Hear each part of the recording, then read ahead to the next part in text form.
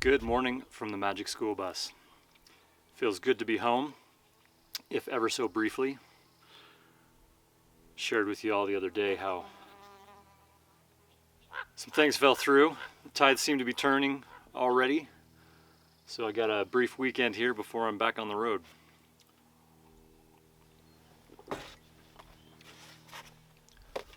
When I was talking about dreaming, I mentioned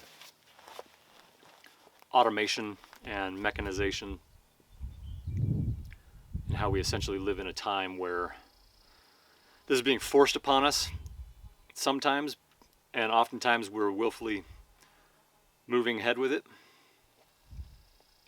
and there's no escaping it. But I think it's imperative to retain your sense of awe and your connectedness to the primeval. That drive back from the Pacific Northwest to New Mexico, I took a route. I usually take this route that goes through the Great Basin area of Oregon, Nevada, and Utah. And the Great Basin was a massive inland sea too many years ago to count.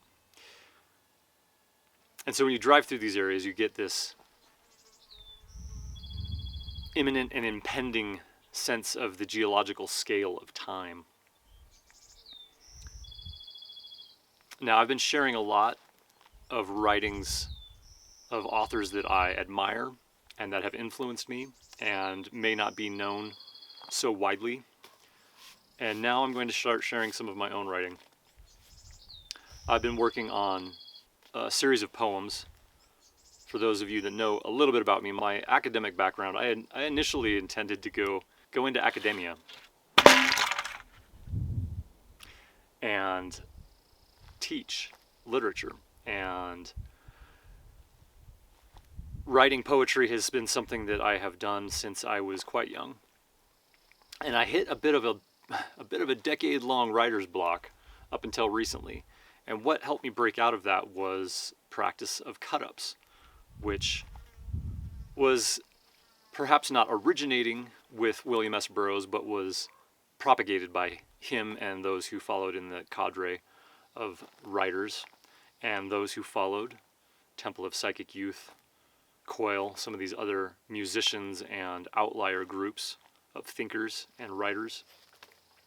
Anyway, in thinking about this sense of awe in the time of automation and mechanization, I want to share a piece I've been working on. Yourself will know. We destroyed the ancient decrees of freedom with power. All of us participants tied to the night sky by something uncanny and shallow. This law of alternation that claims strange creatures through it do live. On the day of man, it is all the same. Is the presence seen at night by pharaohs the most obvious of these ancient things, predicting the future on the grounds of starlight?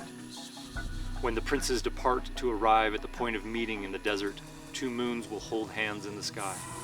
Quietly, we lay flat in the wind-swept steppes for 5 million years to observe this so-called Magnum mystic unity.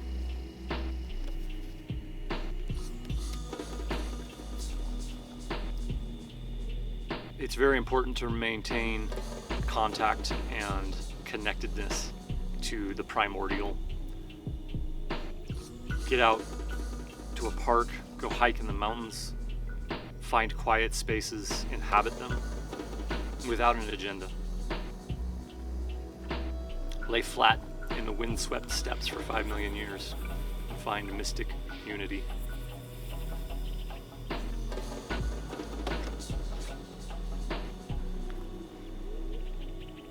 Sun's out, there's no mud on the mesa, I got a fresh haircut for summer. It's going to be a fantastic day, and I'm wishing you a wonderful one as well. Talk to you next time.